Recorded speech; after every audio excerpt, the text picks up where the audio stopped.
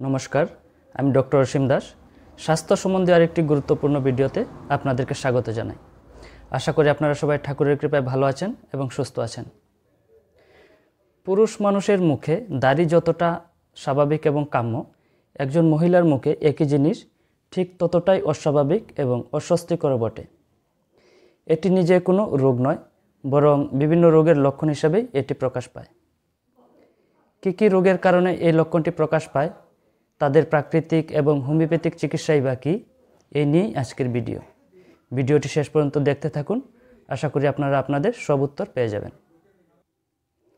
ব্যস্ত শিডিউলের মধ্য থেকে সময় বের করে এই ধরনের কোয়ালিটি কন্টেন্ট তৈরি করতে অনেকটা উৎসাহের প্রয়োজন হয়। আশা করি ভিডিওটি ভালো লাগলে একটি লাইক, কমেন্ট, শেয়ার এবং সাবস্ক্রাইব করে উৎসাহ যোগাবেন।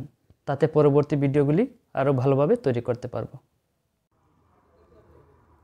তো চলে আসি মূল বিষয়ে, মানে কী কী কারণে এই লক্ষণটি অর্থাৎ হিরসুটিজম প্রকাশ পায়। প্রথম কারণটি হলো পিসিওডি বা পিসিওএস। এক্ষেত্রে ওভারিতে বিনাইন টিউমার তৈরি হয় এবং প্রয়োজনের তুলনায় অতিরিক্ত পরিমাণে মেল হরমোন অর্থাৎ টেস্টোস্টেরন তৈরি হয়ে থাকে। এক্ষেত্রে হিরসুটিজমের সাথে অনিয়মিত ঋতুচক্র এবং ফেসে পিম্পলস হওয়ার সমস্যাও দেখা যায়। দ্বিতীয় কারণটি হলো অ্যাড্রিনাল গ্ল্যান্ডের বিভিন্ন সমস্যা, যেমন adrenal carcinoma, adrenal tumour, congenital adrenal hyperplasia এবং কুশিং ডিজিজ। এক্ষেত্রে প্রোলেকটিন এবং স্ট্রেস হরমোন অর্থাৎ কর্টিসলের পরিমাণ স্বাভাবিকের চেয়ে বেড়ে যায়। তৃতীয় কারণটি হলো বিভিন্ন ঔষধ, যেমন মিনক্সিডিল, যে ওষুধটি হেয়ার গ্রোথের জন্য ব্যবহার করা হয়। অ্যানাবলিক স্টেরয়েডস, এই মেডিসিনগুলি অ্যাথলিট এবং বডি বিল্ডার যারা আছেন তারা ব্যবহার করে থাকেন। টেস্টোস্টেরন, এই হরমোনটি যাদের টেস্টোস্টেরনের অভাব আছে শরীরে তাদের ক্ষেত্রে ব্যবহার করা হয়। এবং সাইক্লোস্পোরিন, এই ওষুধটি অর্গান ট্রান্সপ্ল্যান্টের সময় ব্যবহার করা হয়ে থাকে। এবং সর্বশেষ তথা চতুর্থ কারণটি হলো ইডিওপ্যাথিক, অর্থাৎ এক্ষেত্রে হিরসুটিজমের জন্য কোনো কারণ খুঁজে পাওয়া যায় না। দেখা গেছে প্রথম কারণটি অর্থাৎ পিসিওএস বা পিসিওডি 85% ক্ষেত্রেই দায়ী হয়ে থাকে। চলে আসি ভিডিওর সবচেয়ে গুরুত্বপূর্ণ অংশে, অর্থাৎ চিকিৎসা পর্বে। বুঝতেই পারছেন এটি একটি হরমোনাল ডিসঅর্ডার, সুতরাং লাইফস্টাইল অর্থাৎ জীবনশৈলীতে পজিটিভ পরিবর্তন আনতে হবে।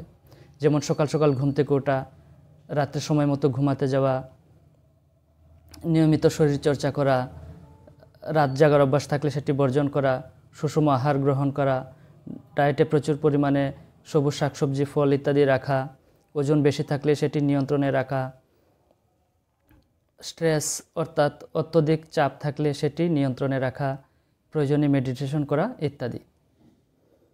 মিনক্সিডিল, অ্যানাবলিক স্টেরয়েডস, টেস্টোস্টেরন, এমনকি কিছু ফেস ক্রিম আছে যেগুলিতে স্টেরয়েডস থাকে, সেগুলি ব্যবহারে সতর্ক থাকতে হবে।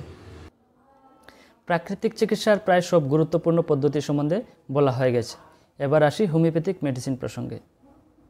যদিও হোমিওপ্যাথি একটি পার্সোনালাইজড চিকিৎসা পদ্ধতি, তবুও এক্ষেত্রে যেসব মেডিসিন বেশি বেশি ব্যবহৃত হয় সেগুলি নিয়ে এখানে আলোচনা করব। এমন মেডিসিনগুলি হলো পালসেটিলা, ক্যালকেরিয়া কাব, নেট্রামিউর, সিপিয়া, কোনিয়াম ইত্যাদি। লক্ষণ বিশেষে এই মেডিসিনগুলির 30 পোটেন্সিতে 1 ফোঁটা করে সকালে খালি পেটে 5 থেকে 7 দিন খাওয়া যায়। এছাড়া আছে ওফোরিনাম 3x, এই ওষুধটির 4টি করে ট্যাবলেট সকালে এবং রাত্রে দিনে 2 বার করে খালি পেটে খাওয়া যায়। এর সাথে একটি মাদার টিংচার খাওয়া যায় 10 থেকে 15 ফোঁটা করে দিনে 3 বার খালি পেটে হাফ কাপ জলের সাথে। মাদার টিংচারটি হলো জোনাসিয়া ওশুকা। ভিডিওটি কেমন লাগলো দয়া করে কমেন্ট বক্সে জানাবেন। ভালো লাগলে ভিডিওটি একটি লাইক করে দেবেন। অন্য কোনো বিষয়ে ভিডিও চাইলে সেটিও কমেন্ট বক্সে জানাতে পারেন। চ্যানেলে প্রথমবার এসে থাকলে চ্যানেলটি সাবস্ক্রাইব করে দেবেন, তাতে পরবর্তী ভিডিও খুব সহজেই আপনার কাছে পৌঁছে যাবে। পরবর্তী ভিডিও খুব শীঘ্রই আসছে, ততক্ষণ ভালো থাকুন, সুস্থ থাকুন, ধন্যবাদ।